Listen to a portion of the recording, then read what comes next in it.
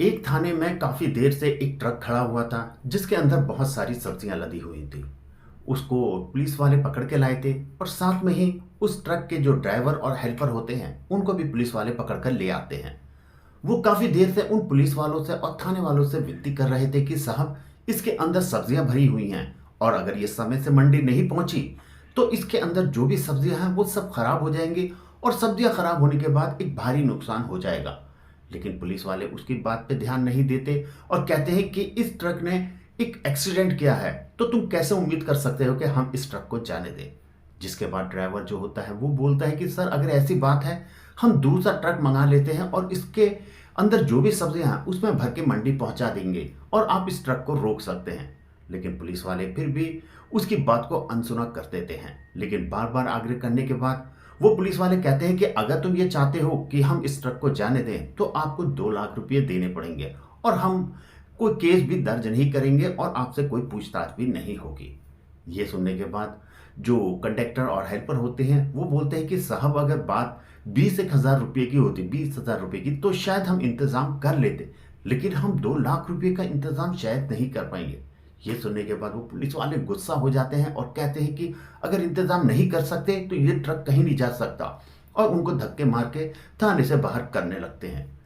वो थाने के बाहर आते हैं। बाहर आने के बाद अचानक से कंडक्टर की निगाह एक बोर्ड पर पड़ती है जिसके अंदर बहुत बड़े बड़े अधिकारियों के नंबर लिखे हुए थे और उसमें साथ में भी लिखा हुआ था कि अगर आपको किसी भी तरीके की कोई मदद या आपको कोई परेशानी होती है तो आप इन नंबर पर कॉल कर सकते हैं। इसके बाद कंडक्टर ड्राइवर को बोलता है कि सर, हमें इन नंबर पर कॉल करनी चाहिए। लेकिन ड्राइवर कहता है कि कोई फायदा नहीं है इन पर कॉल करने के लिए, ये सब एक ही डिपार्टमेंट के हैं, अगर हम कॉल मिलाते भी हैं तो कोई कॉल नहीं उठाएगा और उठा भी लिया तो शायद हमारी कोई मदद ना करे। लेकिन कंडक्टर की जिद करने के बाद वो बोलते हैं कि एक बार हमें कोशिश ज़रूर करनी चाहिए, शायद हमारी कोई परेशानी का हल निकल ही जाए। इसके बाद दोस्तों आगे क्या होता है, वीडियो के अंत तक ज़रूर बने रहें। लेकिन वीडियो में आगे बढ़ने से पहले हमारी आपसे एक रिक्वेस्ट रहेगी कि आप हमारी इस वीडियो को लाइक करके चैनल को सब्सक्राइब ज़रूर कर लें और दोस्तों अगर वीडियो अच्छी लगे तो अपने दोस्तों के साथ शेयर करना बिल्कुल भी ना भूलें। दोस्तों, एक ट्रक जो कि सब्जियों से भरा हुआ था अपने रास्ते धीरे धीरे जा रहा था मंडी की तरफ। लेकिन कुछ ही दूरी वो चला था और वो एक रास्ते पे पहुंचता है जो रास्ता थोड़ा सा खराब था। इस वजह से ट्रक थोड़ा सा कंट्रोल नहीं होता और उबड़ खाबड़ रास्ते पे चलने लगता है। वो कुछ दूरी ही चलता है कि अचानक से एक बस सामने से आती है और वो हल्की सी उससे सट जाती है और सटती हुई आगे निकल जाती है। तभी बस की जो सवारियां होती हैं वो जोर जोर से चिल्लाने लगती हैं और ये आवाज़ सुनने के बाद जो ट्रक ड्राइवर है वो ट्रक रोक देता है और रोकने के बाद हेल्पर के साथ लेके वो वापस वहां देखने जाता है कि शायद किसी के चोट तो नहीं लगी, क्योंकि काफी हल्ला हुल्ला था तो उन्हें शायद लगा कि शायद चोट ज्यादा लगी हो और बस में हो सकता है पैसेंजर के ज्यादा चोट आ गई हो।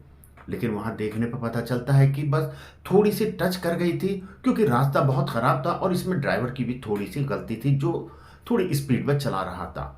लेकिन इसके बाद में वहां पे बहस होने लगती है।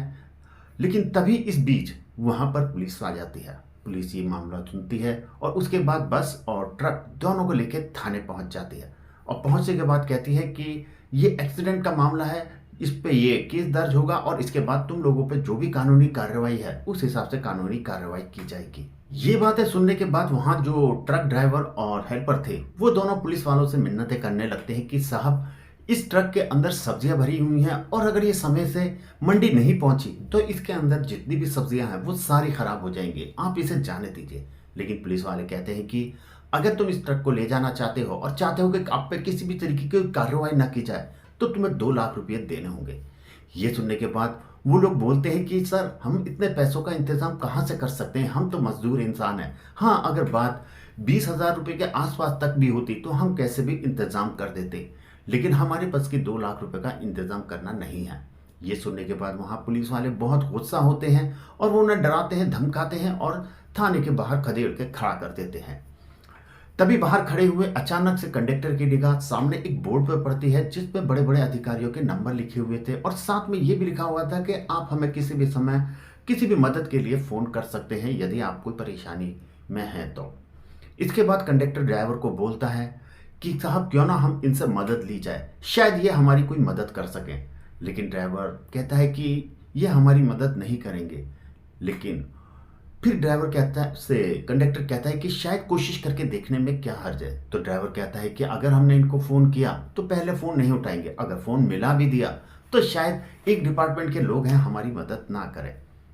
लेकिन कंडक्टर के लगातार आग्रह करने के बाद ड्राइवर अपनी जेब से फ़ोन मिलाता है और वहाँ पे एक एसपी साहब का नंबर था, उस पर मिला देता है। और एसपी साहब को जैसे ही फ़ोन मिलाता है तो वहाँ से एसपी साहब फ़ोन उठाते हैं और कहते हैं कि जी बताइए क्या बात है। तो दोस्तों वहाँ से ड्राइवर कहता है कि साहब हम लोग ट्रक ड्राइवर हैं और हम अपनी सब्जी लेके मंडी जा रहे थे। रास्ते में इस तरीके से बात हुई और उसके बाद हमें थाने ले आया गया। थाने में हमारी ट्रक खड़ा हुआ है जिससे हमारी सब्जी खराब हो सकती है। इसके बदले हमें छोड़ने के बदले जो यहाँ पे पुलिस वाले हैं वो कहते हैं कि 2 लाख रुपए दो तब आपको छोड़ा जाएगा, और हम गरीब लोग इतने पैसों का इंतजाम कैसे कर सकते हैं। ये सुनने के बाद एसपी साहब को गुस्सा आता है, बोलते हैं कि पहले तुम ये बताओ कि तुम किस थाने में हो। वो उस थाने का बताते हैं, फिर पूछते हैं कि वो जो पुलिस वाले हैं उनका नाम जानते हो। तो क्योंकि उन्होंने उसके बैच पे यहाँ नंबर लिखा होता है तो नाम पढ़ लिया था, इसलिए उन्होंने उनके नाम भी उनको सब कुछ बता दिया। पूरा मामला जानने के बाद एसपी साहब कहते हैं कि तुम परेशान ना हो, तुम सिर्फ अपने गेट पे वहीं खड़े रहो, मैं कुछ देर में वहीं पहुंच रहा हूँ।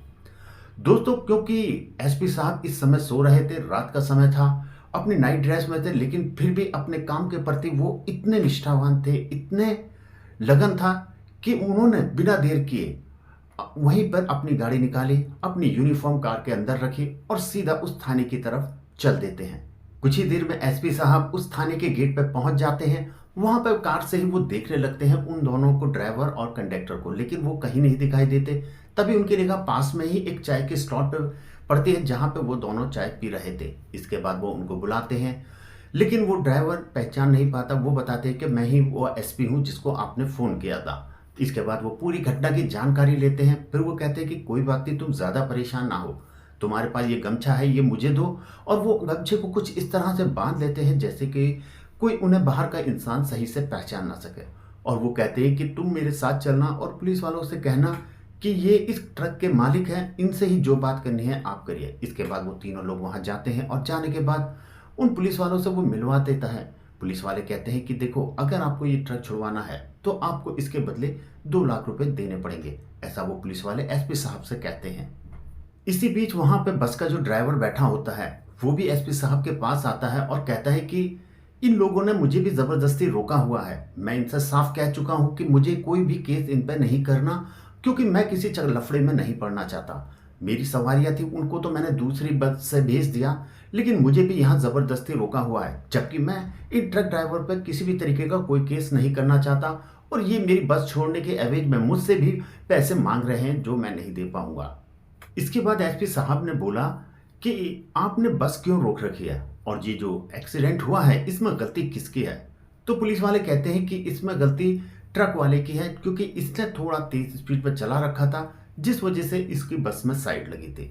वही बस वाले से जब पूछा जाता है तो बस वाला कहता है कि मैं अपने रास्ते से जा रहा था, लेकिन उबड़ खाबड़ रास्ता था जिस वजह से ये मेरे साइड लग गई।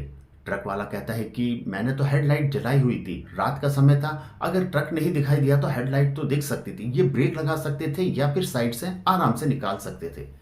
इसके बाद पुलिस वालों से एसपी साहब कहते हैं कि जब दोनों ही पार्टी किसी भी तरीके का एक दूसरे पर केस नहीं करना चाहती तो फिर आप एक दूसरे को क्यों रोक के बैठे हो और क्यों इन दोनों पर कार्रवाई करना चाहते हो।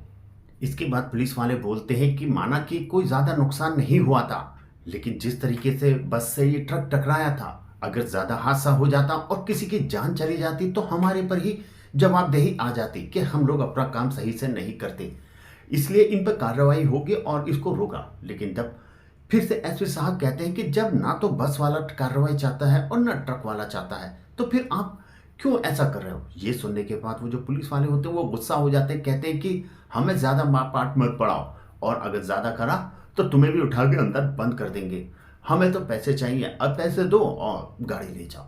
ये सुनने के बाद एसपी साहब को बहुत गुस्सा आता है और वो उनको जोरदार डांट लगाते हैं। ये सुनते के साथ ही वहां पुलिस वाले थोड़े से गुस्से में हो जाते हैं और जैसे ही एसपी साहब की तरफ बढ़ते हैं एसपी साहब फौरन अपने चेहरे से गमछा हटाते हैं और सभी लोग वहां पर उन्हें पहचान जाते हैं। उसके बाद एसपी साहब आईडी कार्ड निकालते, कहते कि अगर नहीं पहचाने तो ये देखो मैं यहाँ का एसपी हूँ और तुम लोग ये हरकतें करते हो यहाँ पर। इसके बाद में वहाँ मौजूद जितने भी पुलिस वाले थे सभी हाथ जोड़ने लगते हैं, कोई रिक्वेस्ट करने लगता है, कोई घुटनों के बल बैठ जाता है, कहता है कि साहब हमसे गलती हो गई, हमें नहीं पता था कि आप एसपी साहब हो, हम आज के बाद ऐसा काम नहीं करेंगे, किसी को परेशान नहीं करेंगे, हमें माफ़ कर दो। लेकिन दोस्तों सबसे पहले एसपी साहब जो ट्रक का ड्राइवर था और बस का ड्राइवर था, उन दोनों के लिखित में बयान लेते हैं कि वो लोग एक दूसरे पे किसी तरह की कोई कार्रवाई नहीं चाहते। और इसके बाद उनके ये लिखित बयान लेने के बाद ट्रक ड्राइवर और बस वाले से कहा दिया जाता है कि तुम अब यहाँ से जा सकते हो। और उसके बाद उनसे कहा जाता है कि तुमने बहुत अच्छा काम करा जो हमें इस बारे में जानकारी दी, वरना ये लोग ना जाने आगे भी कितने लोगों को इस तरह से परेशान करते। इन सभी का क्या करना है ये मुझ पे छोड़ दो और तुम अब लोग वहाँ से चले जाओ। इसके बाद बस का ड्राइवर और जो ट्रक का ड्राइवर होता है वो अपनी अपनी गाड़ियाँ लेकर वहाँ से चला जाता है। इसके बाद जो एसपी साहब होते हैं वो सबसे पहले वहाँ मौजूद जो कुल मिला के 4 लोग थे पुलिसकर्मी, उन लोगों को तुरंत सस्पेंड कर देते हैं और उनके खिलाफ एक जांच कमेटी भी बिठा देते हैं कि ये किस तरीके से काम करते थे, क्या क्या इन्होंने अब से पहले कितने भ्रष्ट काम किए हैं, ताकि इन पे सख्त से सख्त कार्रवाई की जा सके। दोस्तों आप क्या कहना चाहेंगे इन एसपी साहब के बारे में, हमें कमेंट बॉक्स में ज़रूर बताएं। और दोस्तों वीडियो अच्छी लगे तो दोस्तों के साथ शेयर ज़रूर करें।